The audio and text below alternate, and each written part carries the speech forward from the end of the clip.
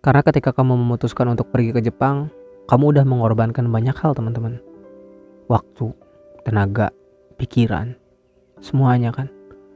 Buat pergi ke Jepang kalian udah mempersiapkan berapa duit itu kan. Belum juga waktu yang kamu buang. Belajar bahasa Jepang yang mumet, pusing. Belum ditempa mental di LPK. Terus kalian udah sampai Jepang, nyerah. Terus kamu sampai Jepang pengen pulang.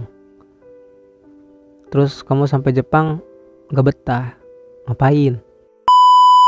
Halo, cek. Assalamualaikum warahmatullahi wabarakatuh. Selamat sore teman-teman semuanya. Kembali lagi bersama aku, Ojak, di channel yang penuh suka duka ini ya guys ya tentunya. Pertama-tama aku mau ngucapin banyak-banyak terima kasih buat teman-teman yang sudah subscribe channel ini, yang sudah mendukung, mensupport channel ini. Juga buat teman-teman yang sudah bersedia menonton video-video aku, like, comment, share dan lain sebagainya. Terima kasih banyak. Selamat bergabung juga buat teman-teman yang baru bergabung. Silahkan nikmati aja hidangan yang ada ya teman-teman ya. Jangan mencari yang tidak ada, karena channel ini bukan channel yang sempurna yang serba ada. Channel ini hanyalah channel biasa. Yang punyanya juga hanyalah seorang gembala dari Sunda yang lagi mencari rizki di negeri Sakura. Anjas padas. Intinya jangan mengharapkan sesuatu yang luar biasa dari channel ini ya teman-teman. Karena sesuatu yang luar biasa itu hanya datang dari Allah Subhanahu wa taala. Anjas. Alhamdulillah. Oke guys, jadi di video kali ini aku mau sedikit sharing-sharing lagi kepada teman-teman semua. Jadi kan Aojak kan datang ke Miyazaki ini tuh pada 31 Mei ya. Jadi awal masuk ke perusahaan itu pada tanggal 1 Juni 2022. Jadi mungkin sekarang udah setengah tahun lebih lah ya, udah mau 1 tahun aja gitu kan tinggal di Miyazaki ini gitu kan, kerja di sini gitu kan. Aku tuh mau sedikit cerita tentang fase-fase yang aku lewatin gitu loh, dari 1 minggu pertama, sebulan pertama, 3 bulan pertama, 6 bulan pertama tuh gimana gitu rasanya di sini gitu kan. Aku pikir video ini bakalan bermanfaat banget buat teman-teman yang mau pergi ke Jepang gitu kan, ataupun teman-teman yang punya mimpi untuk kerja di Jepang gitu kan. Biar kalian tuh ada sedikitnya wawasan dan referensi gitu kan, fase-fasenya tuh seperti apa sih gitu. Jadi kalian bisa mempersiapkan diri ya kan, begitu.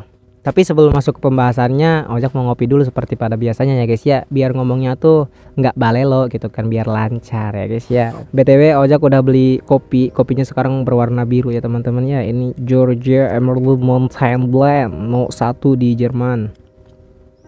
Aduh, Ojak inget, suka ada yang ngingetin Ojak kalau minum katanya pakai tangan kanan. Ojak kepikiran wes ya. Ibu-ibu terima kasih yang sudah mengingatkan ya. Minum kopi dulu. Bismillah. Mantap ya. Jangan lupa kalau habis minum kopi ada ahnya, berikan lagi. Tuh udah. Jadi buat teman-teman juga jangan lupa bikin kopi dulu. Santai aja di channel ini mah ya kan. Santuy gitu kan. Yang ngerokok ya bakar dulu rokoknya gitu. Yang lagi masak ya masak dulu. Terus sambil makan juga enak nonton video kayak gini ya. Biar santai gitu kan. Kalau kaliannya lagi di jalan mah jangan nonton video kayak gini, jadi nggak fokus. Oke, kita mah santai aja ya guys ya. Kalian mau nontonnya sambil rebahan juga is okay. Oke teman-teman. Jadi kalau menurut aku pribadi sih ya, 1 bulan pertama itu kerja di Jepang tuh lumayan berat sih teman-teman. Berat gitu kan, banyak bingungnya, banyak bengongnya, banyak kegelisahan gitu kan. Deg-degan tiap hari gitu kan, kayak aduh besok ngerjain apa gitu kan, aduh nanti ini gimana gitu kan. Kayak kita tuh kerja tuh nggak tenang gitu kan, kerjanya nggak tenang, pulang kerja nggak tenang, tidur pun nggak tenang. Wah itu 1 bulan tuh kita tuh kayak gimana ya, adrenalin tuh terpacu lah gitu kan, namanya juga awal-awalnya gitu kan. Di kerjaan pun sama teman-teman, kita tuh banyak bingung. Namanya juga awal-awal ya, kita mau megang ini takut salah, kita mau ngerjain ini takut salah gitu kan, banyak takutnya.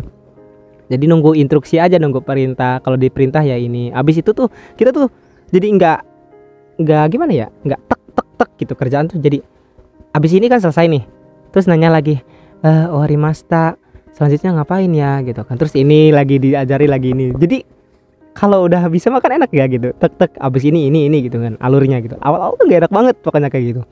Apalagi ya kalau misalkan nggak ada kerjaan tuh, nggak ada barangnya nggak ada, lagi kosong ya, kita udah datang ke perusahaan nggak ada barang gitu. Awal-awal tuh kayak canggung aja gitu kan ya, ngapain ini aku, paling sapu-sapu gitu kan, soji bersih-bersih ya, habis itu diem lagi. Aku gimana ini, bingung banget pokoknya awal-awal tuh. Mau diem aja ya takut diomong ya kan, takut ini anak kok kerja, lu tuh kerja gitu kan, kok diem mulu gitu kan. Tuh kalau misalkan aku ngerjain apa tuh nggak ada kerjain juga gitu, bingung tuh awal-awal kayak gitu. 1 bulan pertama tuh bener-bener ya lumayan ini sih teman-teman, deg-degan lah istilahnya gitu kan ya, tiap harinya tuh. Nah kemudian selain itu kita juga kan belum akrab tuh sama orang Jepangnya gitu kan, belum akrab sama senior. Jadi kita kalau ketemu juga masih canggung-canggung gitu gitu masih kayak gitu. Kalau diajak ngobrol juga masih cuman hahehe doang gitu kan, karena satu malu, canggung gitu kan. Yang lain pada bercanda nih, kita mah cuman ikut hehehe doang. Senpai aku sama Moriyama Sang tuh bercanda ya, sama yang lain orang Jepang pada ngobrol, pada bercanda, aku cuman gitu teman-teman. Pokoknya kerasa deh ya, gimana ya feelnya ya waktu itu, rasanya kayak gitu pokoknya. Aduh pokoknya apalagi kalau diajak ngomong tuh, aku kan belum terlalu bisa bahasa Jepangnya ya, kayak nggak ngerti aku tuh gitu. Kamu tahu nggak sih aku tuh nggak ngerti gitu kan cuman kayak gitu teman-teman. Pokoknya yang paling gak enak tuh awal-awal tuh gitu, yang lain tuh pada ngobrol diskusi tentang kerjaan, kita nggak ngerti ya diem doang gitu kan, cuma liatin doang. 1 bulan awal kayak gitu, masih canggung, masih wah pokoknya gitu. Tapi 1 bulan pertama itu nggak capek kerjanya, enakan. Kita cuman apa ya istilahnya ya cuman ngeliat doang gitu kan, masih diajarin kan ya. Satu hari misalkan satu materi gitu kan, satu barang ini kamu harus hafal caranya gimana gitu kan. Nanti besokannya apalagi gitu. 1 bulan tuh masih enak gitu kan. Yang kerja berat tuh masih senior, orang Jepangnya gitu kan. Kita mah cuman ya ngikutin arahan doang gitu kan. Megang juga ya seperlunya, paling awal-awal aku cuman ngelap, bersihin, ngebungkus, udah gitu kan. Belum proses gitu kan. Kayak gitu teman-teman. Enaknya ada nggak enaknya ya gitu kan. Cuman nggak enaknya tuh bingung, duh gimana gitu kan. Setiap harinya tuh tegang mulu gitu kan. Nah kemudian setelah 1 bulan itu selesai, 1 bulan tuh menurut aku tuh masa pengenalan alur proses kerja ya teman-teman ya. Kita jadi udah tahu nih alur kerjaan di line kita tuh kayak gini gitu kan, tahap-tahapannya kayak gini. Tapi kita belum mahir dalam bekerja gitu kan, masih bingung, cara berpikir kita masih kaku lah gitu kan. Cara proses kita tuh belum benar-benar lihai gitu kan di pekerjaan itu. Tapi setelah 3 bulan tuh kita lama kelamaan tuh insting sama feelingnya tuh udah dapet gitu kan, kerja tuh udah tahu lah gitu, cepet kerja juga cepet, terus juga kerja juga tahu solusinya. Kalau misalkan ada kesalahan ini apa, kayak ini apa gitu, udah tahu gitu kan caranya gimananya gitu kan, udah mulai enaken. Dan masa 3 bulan pertama itu aku saranin sih kepada teman-teman semua ya, gunakan itu buat benar-benar belajar proses kerja kalian. Jangan sampai setelah 3 bulan itu selesai kalian benar-benar masih nggak ngerti gitu kan, itu bakal mempersulit diri kalian. Jadi banyaklah bertanya di 3 bulan pertama itu, banyak bertanya. Kamu benar-benar belajar dari senior kamu, belajar dari orang Jepangnya gitu kan, biar apa ya, biar setelah 3 bulan itu selesai itu nanti kamu bisa diandelin gitu kan. Dan kita udah enakan gitu kan, gak nanya-nanya lagi gitu kan. Nanti kalau misalkan 3 bulan ke depannya gitu kan, setelah 3 bulan itu kita masih salah, kita masih belum tahu, kita masih belum ngerti, itu pasti dimarahin. Karena itu kita udah bukan masa training lagi ya, bukan masa baru lagi gitu kan, tapi kamu udah kerja lama gitu kan, dianggapnya di situ. Nah gitu teman-teman. Jadi masa 3 bulan itu menurut aku sih cukup untuk beradaptasi di lingkungan pekerjaan, cukup banget. Tapi untuk keakraban bersama orang-orang Jepang itu nggak cukup 3 bulan itu. Untuk saling mengenal satu sama lain 3 bulan menurut aku belum cukup.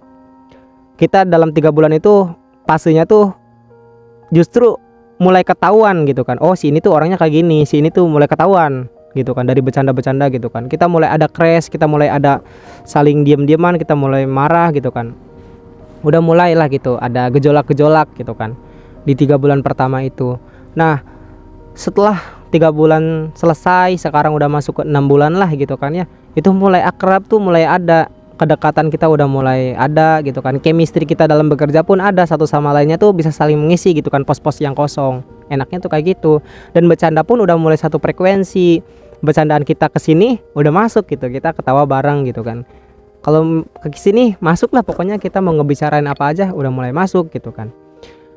Ngobrolin tentang kerjaan enak, ngobrolin tentang yang lain-lain juga enak, ngobrolin tentang di luar pekerjaan pun nyaman gitu kan. Nah setelah 3 bulan itu selesai, kita tuh udah mulai diandelin dalam pekerjaan. Kita tuh udah mulai menggantikan senior kita. Senior kita tuh udah mulai tergantikan gitu. Kita yang lebih capek teman-teman. Jadi sistem di Jepang tuh senioritasnya kayak gitu. Nah Jepang ini masih nganut sistem senioritasan ya teman-teman ya. Senior junior tuh masih ada di Jepang tuh. Jadi atasan tuh ngasih perintah tuh ke bawahannya, ke senior kita. Nah senior kita ngasih arahan ke kita. Jadi nggak langsung dari atasan ke kita. Jadi masih ada tahapan-tahapan itu. Nah kerjaan juga gitu.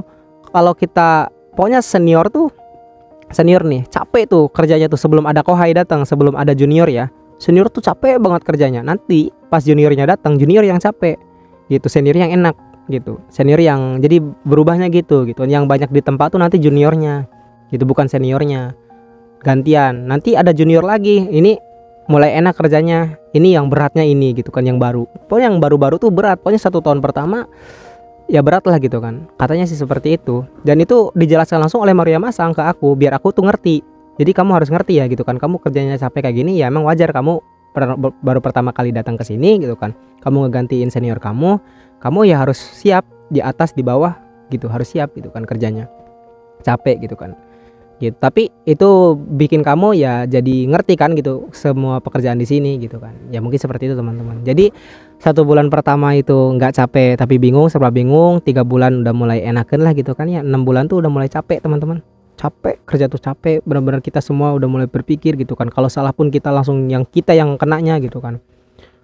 Itu kita udah nggak bisa ngelak. Kalau kita ngelakuin kesalahan udah nggak bisa ngelak karena udah dikasih tahu udah apa gitu kan.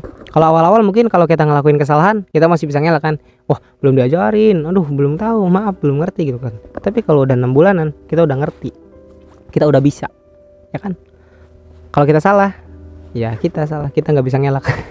Kayak gitu teman-teman. Mungkin minum dulu teman-teman, aduh ngomong wae.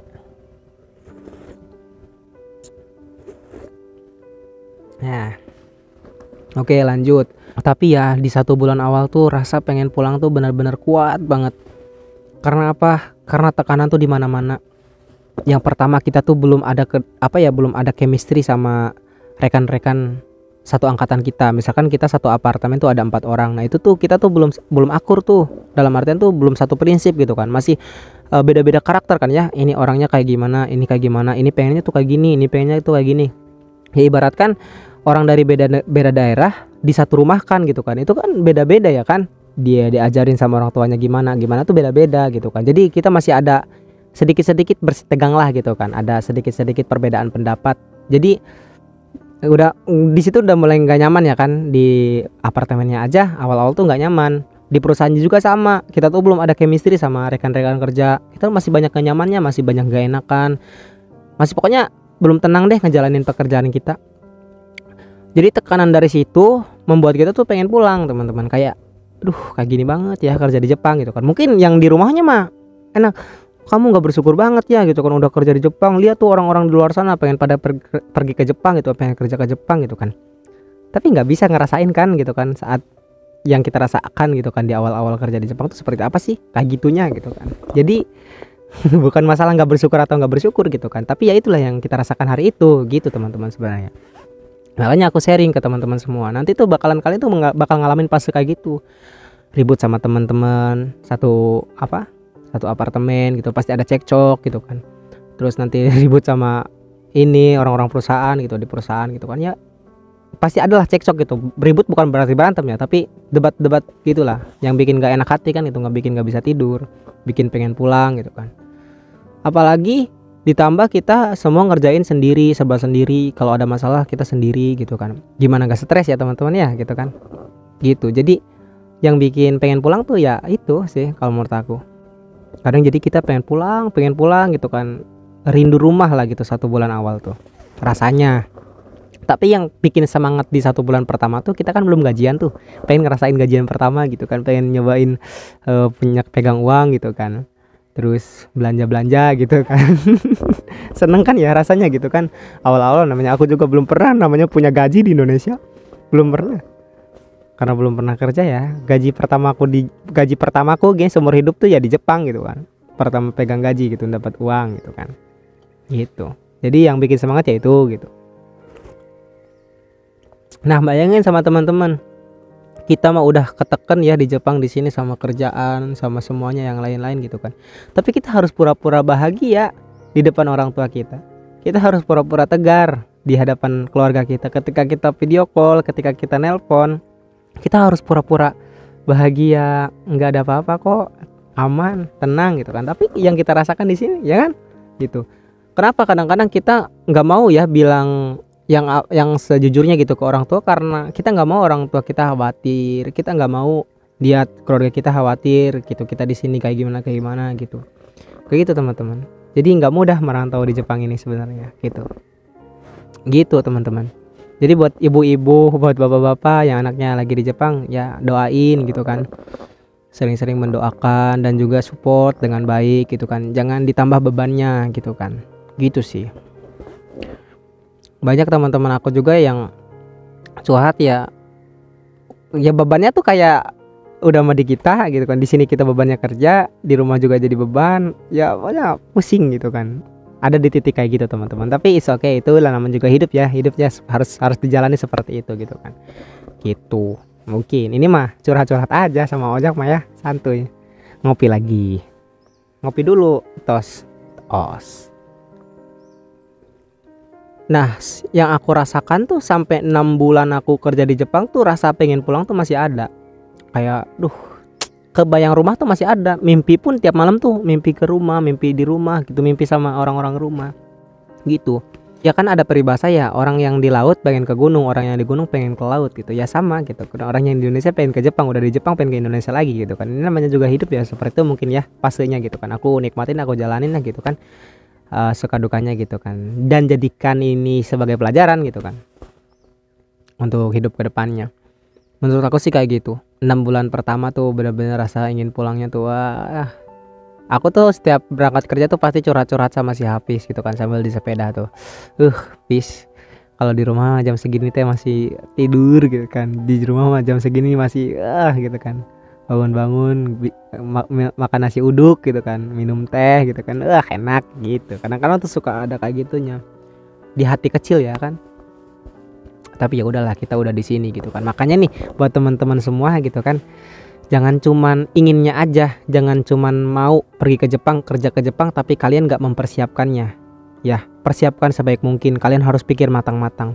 Kerja ke Jepang itu ya, kalian tuh 3 tahun bayangin di sini ngejalanin kerjaan kalian yang seperti itu aja gitu kan, kayak yang monoton. Misalkan kalian ngerjain ngitungin barang gitu kan tiap hari ya kayak gitu terus tiap hari. Kalian tuh harus mempertimbangkan gimana rasa bosannya kamu kerjaan kayak gitu, gimana rasanya capeknya kamu gitu kan, kayak gitu.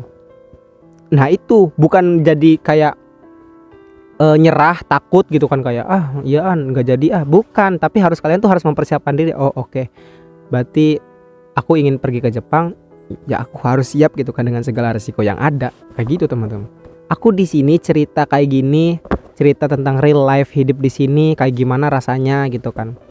Itu bukan mau bikin kalian tuh down, bukan mau bikin kalian tuh patah semangat, bukan mau bikin kalian tuh gak jadi pergi ke Jepang takut gitu kan. Bukan teman-teman. Itu hanya seorang pecundang yang kayak gitu. Nih ya, dalam hidup tuh kita nggak bisa berekspektasi tinggi ya kan, ya betul nggak? Kita nggak bisa mengharapkan sesuatu yang indah, yang enak, yang semuanya tuh serba senang gitu, bahagia. Nggak bisa teman-teman. Mungkin kita ya mengharapkannya enak-enak aja gitu kan, tapi yang terjadi di realita, di lapangan, di kehidupannya kadang suka berbeda dengan ekspektasi kita, bener nggak? Ya kan? Nah maka dari itu yang paling penting menurut aku, jangan berdoa untuk minta dimudahkan ya teman-teman. Ya Allah, mudah-mudahan dapat pekerjaannya enak, dapat ininya enak. Jangan teman-teman. Tapi berdoalah kepada Allah, ya Allah berilah aku kekuatan fisik, kekuatan mental, agar aku bisa menjalani hari-hariku di Jepang, menjalani hari-hariku dalam pekerjaan. Gitu teman-teman. Jadi nanti seberat apapun masalah yang ada, sekangen-kangennya kita sama Indonesia. Pokoknya gimana ya, sesakit-sakitnya hati kita gitu. Kalau misalkan kitanya kuat, kalau kitanya benar-benar sanggup untuk menjalaninya, aku pikir bisa teman-teman. Ketimbang kita cuma minta dimudahkan, ya Allah jangan deh, mudah-mudahan aku nggak dapat atasan yang galak. Nah itu kan udah takut ya, tiba-tiba kamu dapat yang galak. Nah nanti tuh kamu bakalan ngeluhnya sama Allah tuh kayak komplain gitu kan, ya Allah kenapa sih Allah nggak adil gitu kan, kok aku dikasih ini gitu kan, kok aku dikasih atasan yang galak gitu kan. Udah maka gitu nanti mental kamunya lemah gitu kan. Jadi kita nggak ada persiapan teman-teman, jadi malah ketakutan, jadi malah ya pokoknya mah gitulah. Tapi kalau misalkan kitanya mindsetnya tuh kuat ya, kayak oke, ya Allah mau atasan segalak apapun aku sanggup, aku siap menjalaninya, aku punya engkau gitu. Itu mental pejuang cuy. Itu mah Ojak mau bercanda ya teman-teman ya. Ya mudah-mudahan bisa, kalian bisa berpikir sendirilah gitu kan. Ojak bukan sok kuat gitu, pura-pura kuat aja. Hai, ngopi lagi. Mungkin video ini akan sangat panjang ya teman-teman ya, tapi nggak apa-apa ya. Daripada Ojak bikin part-part kayak gitu, namanya juga ngobrol. Kalian mau skip silahkan gitu kan, mau selesai nonton video ini silahkan gitu. Tapi kalau kalian mau balik lagi nonton video ini dari awal, silahkan balik lagi gitu kan, dari awal kita ngobrol lagi guys ya.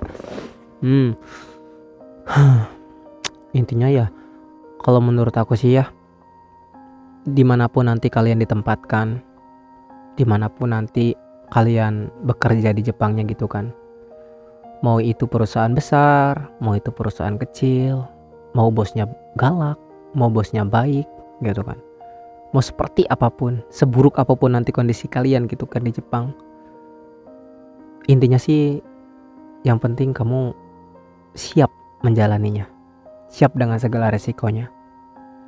Karena ketika kamu memutuskan untuk pergi ke Jepang, kamu udah mengorbankan banyak hal teman-teman.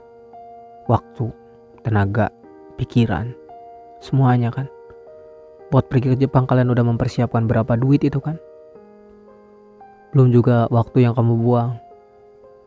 Belajar bahasa Jepang yang wah, mumet, pusing. Belum ditempa mental di LPK. Terus kalian udah sampai Jepang, nyerah. Terus kamu sampai Jepang pengen pulang. Terus kamu sampai Jepang gak betah. Ngapain? Proses lama-lama. Ya, ngapain kamu menurut aku? Cobalah lihat lagi ke belakang ketika kamu mau menyerah. Lihat lagi ke belakang tuh. Ada orang tua, ada bapak, ibu, adik-adik kamu mungkin yang menaruh harapan kepada kamu. Ketika nengok ke belakang, lihat deh mata mereka. Berapa mereka mengharapkan kamu sukses, mengharapkan kamu benar-benar jadi seseorang yang bisa membantu perekonomian keluarga. Itu yang membuat aku gak menyerah sampai sejauh ini ya teman-teman ya. Ketika aku mau menyerah pengen pulang, aku lihat ke belakang ada mata bapak ibu. Ayo nak, ayo maju lagi ke depan, terus maju, kamu bisa. Itu yang aku bayangkan. Maka aku gak pernah mundur. 2 tahun ditunda karena corona, aku gak mundur. Aku tetap sabar. Aku yakin takdir baik sudah menungguku di depan gitu waktu itu. Alhamdulillah teman-teman dari kesabaran itu. Makanya dari teman-teman juga yang lain yang sekarang lagi berusaha berjuang gitu kan. Perjuangkan teman-teman. Apa kalian punya mimpi, perjuangkan. Gitu. Sesulit apapun, seberat apapun jalannya, tenang.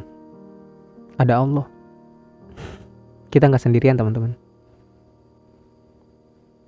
Mintalah sama Allah. Aku tahu buat pergi ke Jepang ini butuh biaya besar ya kan. Kalian juga bingung nyari biayanya kemana. Aku juga dulu bingung kemana gitu kan. Aku juga mungkin dulu, kalau dulu nih berpikir mustahil bisa pergi ke Jepang. Punya apa aku?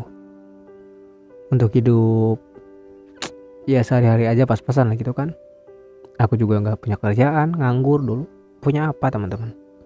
Tapi dengan kehendak Allah, kuasa Allah, namanya juga udah takdir ya.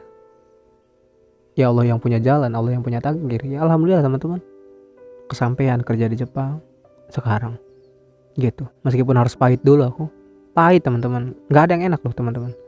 Kalian harus siap dihina, dicaci, dimaki, direndahin sama teman-teman, sama yang lain. Tapi jadikan itu tuh bukan sebagai sebuah kamu harus membuktikan kepada mereka, bukan teman-teman. Buat ngapain kalian ngebuktiin kepada orang mah ya kecil dihina, dicaci, udah besar dicurigai gitu kan. Buat apa ngebuktiin kepada manusia? Gak ada teman-teman. Tapi buktikanlah kepada bapak ibu, pada ibu bapak kamu, bahwasanya mereka tidak gagal mendidik kamu gitu teman-teman. Mereka tidak gagal mendidik kita sebagai seorang anak gitu. Siapa sih di sini seorang anak yang gak mau ngebahagiain orang tuanya? Siapa? Pasti cuma juga pengen kan gitu kan di hati kecil. Meskipun kadang kita sama ibu bapak tuh suka ada aja pertengkaran gitu kan yang sepele gitu kan. Nggak tahu kadang kalau sama orang lain mah kita jarang gitu kan bertengkar. Tapi kalau sama ibu bapak tuh kayak kesel bawaannya tuh kan. Kadang-kadang suka begitu ya teman-teman ya. Dulu aku tuh kesel banget kalau misalkan ibu udah teriak-teriak gitu kan, udah ini gitu kan. Aku tuh gimana ya, kayak pengennya tuh iya bu, aku juga ngerti, nanti juga aku beresin atau apa gitu kan. Wah gitu. Pas sekarang nih kerasa banget nggak ada ibu gitu kan, nggak ada yang beresin kamar, nggak ada yang nyuciin baju gitu kan. Kerasa tuh bahwasanya kebaikan ibu tuh wah luar biasa banget teman-teman gitu. Makanya buat teman-teman yang udah kerja di Jepang jangan lupa sama ibu sama bapak gitu kan. Gitu. Kalian kalau tanpa mereka nggak ada di dunia ini. Itu teman-teman. Makin sore makin deep. Makin sore makin ini ya, makin ngopi dulu.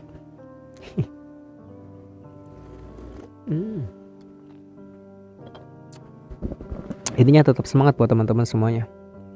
Ya. Buktikan bahwasanya kalian bisa membahagiakan kedua orang tua kalian.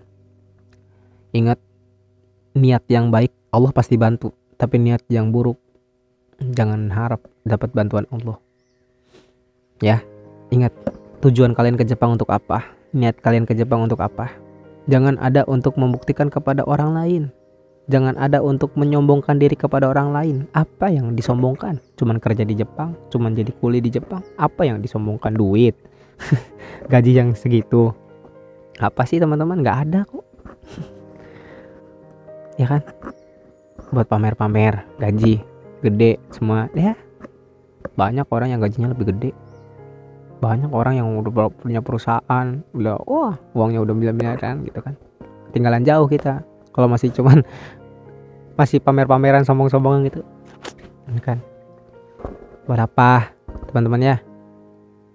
Justru kalian kerja ke Jepang, kalian istilahnya jadi tulang punggung keluarga.